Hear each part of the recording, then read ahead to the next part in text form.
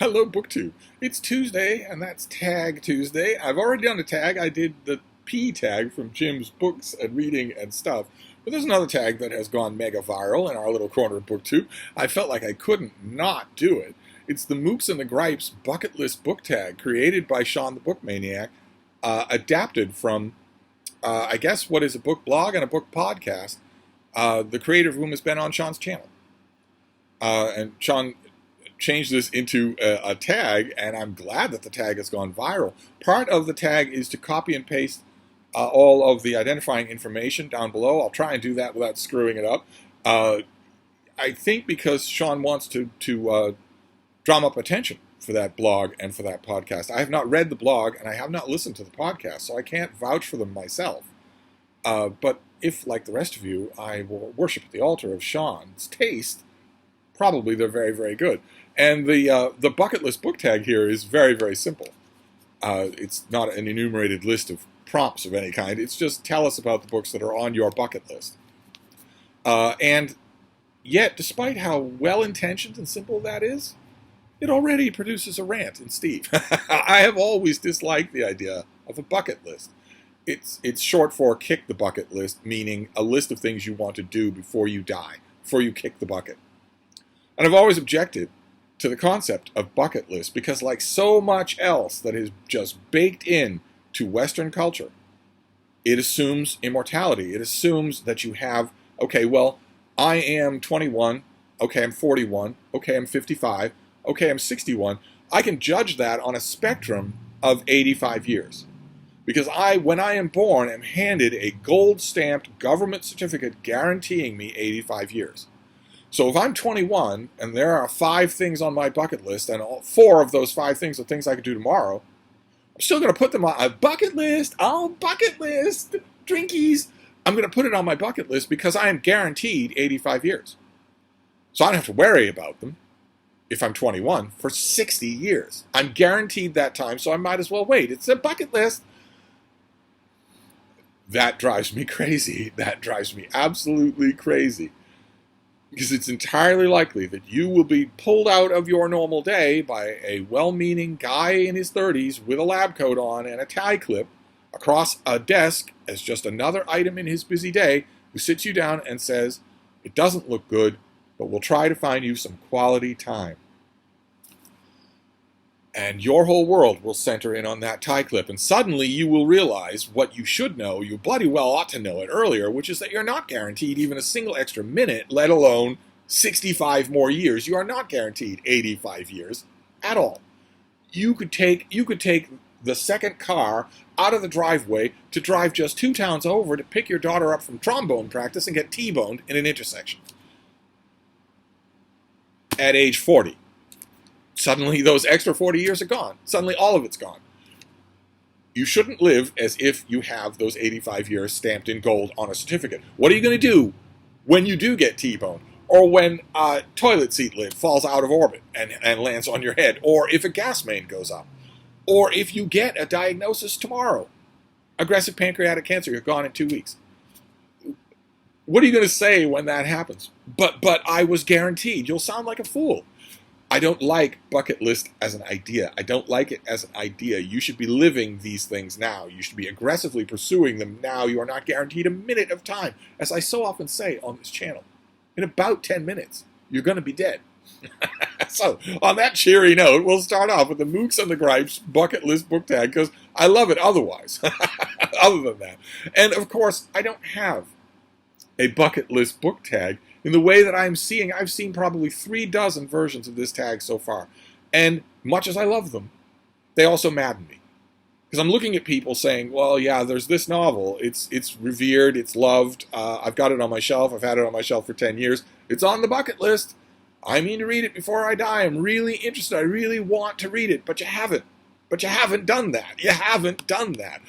I guarantee you haven't put off Words with Friends or Animal Crossing. I guarantee you that those things get a couple of hours a day. A couple of hours a day. But you've got a book sitting on the shelf that you want to read that you haven't read yet. Naturally. I don't have any books like that. Bean, you're doing it again. Stop it. Stop it. I don't have any books like that. None at all. Except for the books that are in my profession. I am a professional book critic, and I don't do that just for work. I do that for fun. That is also my passion. I try to read the major new releases in the 16 or 17 genres that I regularly read. I don't make myself read anything I don't want to read. But in those 16 or 17 genres, I read or try to read the major new releases, or even the minor new releases, that come out every month. Now, I fail. You only have to know a little bit about the numbers involved in American and UK publishing to know I certainly fail. Even if I just restrict myself to American publishing, and even if I just restrict myself to the fraction of American publishing that is for the general audience, the people I read to talk to. So no language instructions, no tax guides, no computer guides, no Bible reprints, no Bible study guides, no nothing like that. If you take all of those out, 220,000 titles a year in the United States every year that come out, if you take all of those out, if you use the most generous metric that you possibly can, you're still left with 100,000 new titles. Okay, so out of those 100,000 new titles, take out, I don't even know, the 50th books in series, take out a huge amount of paranormal stuff, of self-help stuff, of motivational stuff, business motivational stuff. Take out all of those in all the categories, including self-published. Take out all of those out of those 100,000, you still come to 20,000. You can't get that number down below 20,000 no matter what metric you use, and that is handily more than what I read in a given year. I read a lot of books in a given year. I don't come anywhere near that. So I do fail. And I am relatively at peace with that. But I work hard every year to try. And I'm not a taskmaster about it either, because a lot of the books that I'm going to show you are not major releases. They are minor things. I read them for enjoyment. I read them just to see if I can sniff out a truffle now and then. But those books, the forthcoming books, the books that for the rest of this year are definitely on my bucket list. If I narrow the ambit of bucket list to things that I haven't got to yet because I'm eagerly working on the stuff that I'm reading now. Having, I don't even know, Tale of Genji or Middlemarch sitting on my shelf and looking at it every day saying, yeah, I really want to read that, but not reading it. I don't have anything like that. But I do have a list of books to show you. They're all coming out in the remainder of this year. I am now that the weather is starting to change just a little, now that it's actually September, I am suddenly starting to think about the end of this year, about everything that I'm going to do between now and when the curtain falls in mid-December. So I'm thinking about all the books that I want to read between now and then, and I have a few of those to show you. We'll start with something I think you could indisputably call it minor, but it is the first book in a series, so we'll see if it's of any interest. This is by Lionel Hart. And this is book 1 of Heart of Dragons. It's Beneath His Wings. And it is, as far as I can tell, the story of a romantic protagonist who is a dragon, but who has sort of left behind dragonish behaviors like burning villages or sitting on a hoard of treasure or whatever. He sort of left those behind and is looking for love, I guess. We'll see if he finds it. It won't take more than an hour to read. Then we've got something also fantasy, but a little bit better, I think it's safe to say. This is volume 1 of the Elric of Monibone series. This has, I believe, an introduction by Neil Gaiman. It has new illustrations. I forget the publisher name here because I've only got the images, but they are coming out with a whole bunch of Elric in hardcover. And I am absolutely up for it. I'm absolutely up for rereading these books. Rereading is definitely part of the avarice that I have for the rest of the year. I want to read and reread. I want to just consume every new book that's of interest between now and mid-December. Every single one of them. And this is very much of interest. Hoping I can get a copy. Then we have more romance. This is Fated and Claimed. And the subtitle says this is an M/M Alpha Beta Omega romance. That's going to take some deciphering. I don't know why an alpha shape-changing werewolf would use so much Brill cream, but that's his own call. That subtitle, that description requires a little bit of deciphering. MM means man on man. It's gay, is what it means. It's desperately trying to use terminology that won't get it canceled. But the rest of it refers to, the alpha, beta, omega refers to an entire shared fictional universe in the M/M self-published, largely, so I don't know of any traditionally published books in that universe, world where there are women, and I think women do get pregnant, but in this world, betas are men, and they have attractions for other men, and they can also get biologically pregnant. Alphas can impregnate them. So this is a world in which the sort of a closed loop has happened on needing to have women in your book at all. Talk about failing the Bechdel test. In this shared fictional universe, men can get pregnant, and sometimes in some of these kinds of alpha, beta, omega books, they also seem to take on what the author views as the personality of just a generic woman personality. I think it's fascinating. I have yet to read anything, any alpha M on M fiction that's anywhere near any good in terms of a reading experience, plotting or prose. God help us, prose, no. But I admit there's a kind of psychological element here that I don't quite know that I understand, and I want to. Again, this won't take long at all. The next one is also something that won't take long at all, and I ought to have my head examined for reading it. This is a sequel. This is by two talented YA authors who suck the talent out of each other when they collaborate. This is by Becca Albertalli and Adam Silvera. And this is Here's to Us, which is the sequel to What If It's Us, the original novel where two gay boys in the big city, Ben and Arthur, meet cute and start to have a kind of obsessed with Instagram, not paying much attention to each other, policing each other for the correct political opinion. They start to have the absolute no man's land Battle of the Somme nightmare that must be romance in the 21st century, in 2021. It must be a nightmare. And What If It's Us was a success. I read the thing and thought, okay, everything I like about Becca Albertalli and everything I like about Adam Silvera, they're both gone. All those elements are gone, and only thing that's left in this collaboration is their weaknesses. They're suborning each other's weaknesses as if they see them as strengths, and maybe they do.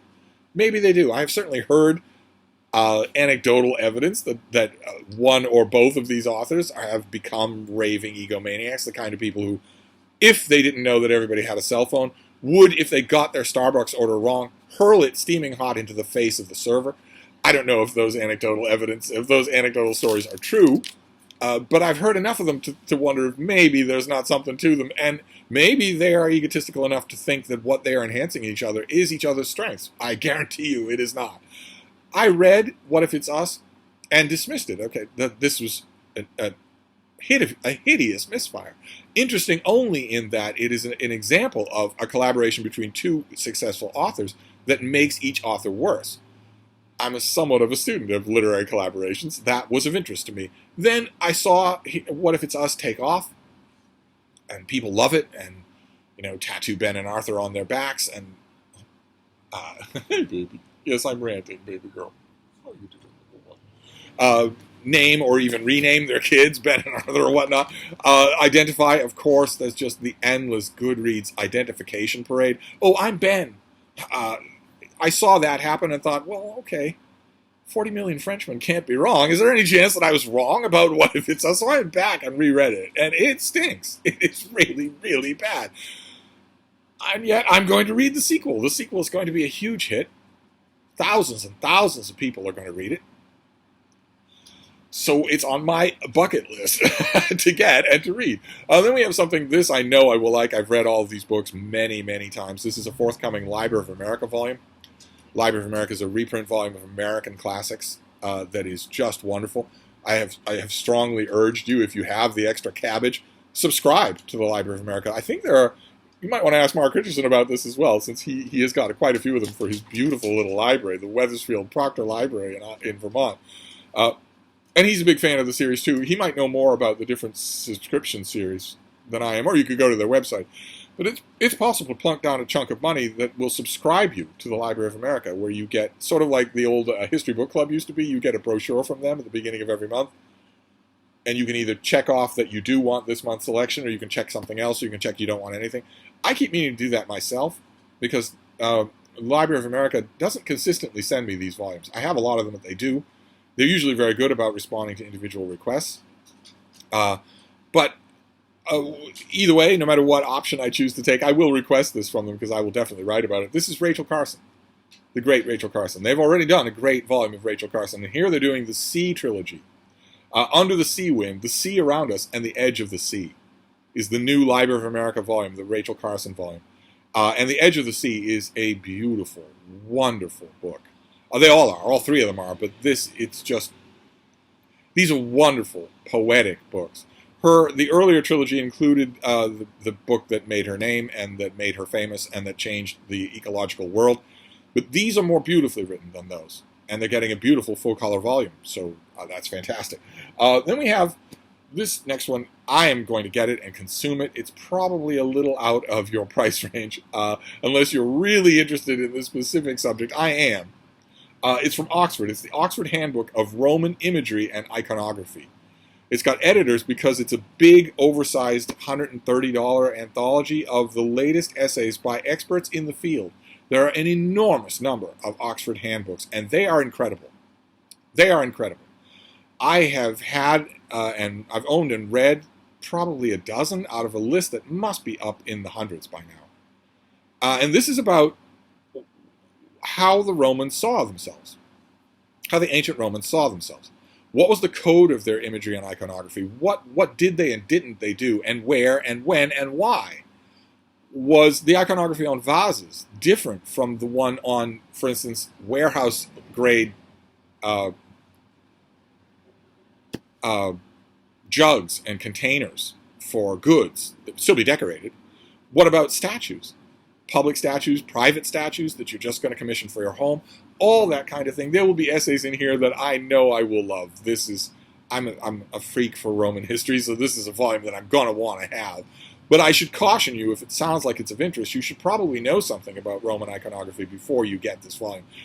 Not only because it's a fairly hefty chunk of change, but also because these are going to be essays by experts. So, it's not a given that they're going to slow down. So it's a caution thing, but it's definitely on my bucket list. I want to savor this before the end of the year. Then we have a couple of romances. Lisa Byrne. The terrific Lisa Byrne. This is the Penhallow dynasty. This is the latest one in that series, The Redemption of Philip Thane. Lisa Byrne is a terrific romance author. I really enjoy her, and the title of this leads me to think she's playing into her strengths, because one of her real market strengths is writing sympathetic jerk men. The modern Regency romance, that's what this is, a modern Regency romance, as you can tell by the fact that the characters are undressing on the cover. I shouldn't say modern Regency romance, because there isn't any other kind anymore. The staple of Regency romances is basically Mr. Darcy, is an attractive male character who is unattractive in his behavior. That's a staple of the genre, and yet it's hard to do convincingly. Usually it doesn't convince at all, and Lisa Byrne is terrific at it, so I'm looking forward to meeting Philip Thane and learning about him. And then we have Stacy Reed. Stacy Reed is also great. I don't think this author's ever written a romance that I didn't love, and this is a scoundrel of her own. This is the Sinful Wallflowers series. I have a few of these, I think, and I'm always up for the next one. These romances in series are usually don't need to be put off by that mention of a series on the cover, because usually each book is carefully written to stand alone. The ladies who write these books are thoroughgoing professionals who are very much on the side of their readers. So you don't really have to worry about that if you're curious about it. Stacy Reed does not disappoint. I think those might be the last romances, but you never know. Oh, this next one is going to be pinged on the radar of a lot of readers in 2021. A lot of readers. This is Bernard Cornwell, the historical novelist Bernard Cornwell, doing something that he has informally said many, many times he would never do. Returning to Sharpe. This is a new Sharpe novel from Bernard Cornwell, Sharpe's Assassin. How incredible. I think this is the UK artwork for the book. I don't know if the US artwork. I think the U.S. version of this book comes out in December. Those of you who don't know what I'm talking about, Bernard Conwell, he's written a million historical novels. He had a whole bunch of series. And the series for which he is best known, even after all this time, and best beloved, is his series set in the Napoleonic era, only on land, starring the main character Sharp. And they're incredibly good. Just incredibly good.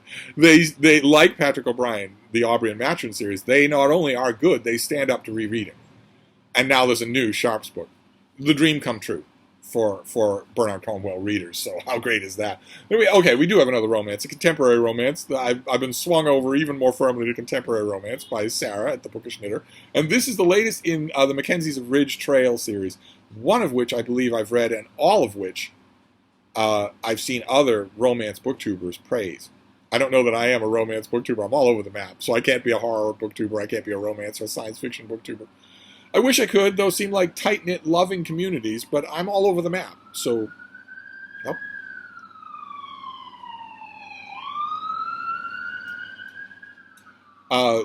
This is by Laurie Foster, and it's called Watching Over You. I read the previous one in the Mackenzie series and really enjoyed it. And this is he has the right cheekbones for the job, but he's not watching over anybody if he's in one of those narrow switchback canyons with no backpack and no equipment. Not the thing to do. It's not where you want your equipment with you. I think that might be the last romance, and we're getting close to the end of the list because I don't want to go on. I could go on forever. There are about 100 books that I want to read in the upcoming year. We'll stop with this next one. This is a work of history. This is Malachi O'Doherty, who is done at least one great book on the Troubles that I really, really enjoyed. And this is his new book, The Year of Chaos, Northern Ireland on the Brink of Civil War, 1971 to 1972. So The Year of Chaos is the new Malachi O'Doherty. If you're not familiar with this Irish author and you like Irish history, I would strongly suggest giving him a try. He's terrific. Really readable. And doesn't, unlike a lot of Irish historians when talking about the Troubles, he doesn't take anything for granted in any way, on any side, from any viewpoint. Instead, he digs into the records, and that's really nice. You know, much as I love the verbiage of a lot of contemporary Irish historians, I don't always like the feeling of just being in the room while you stem wine about something that you've never bothered to examine, and he's not like that. So there you go. There you go. That is the list for the Mookse and the Gripes bucket list book tag.